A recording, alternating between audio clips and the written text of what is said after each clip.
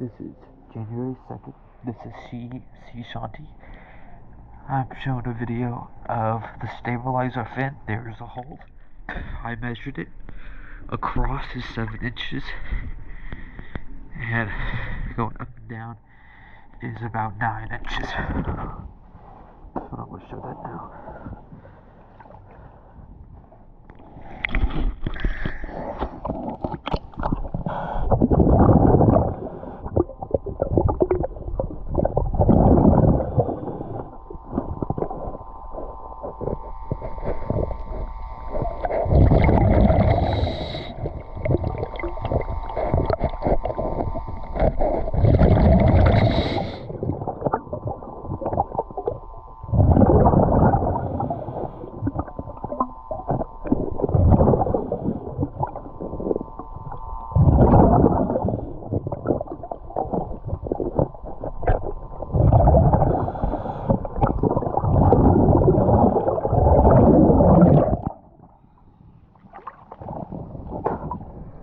Also wanted to say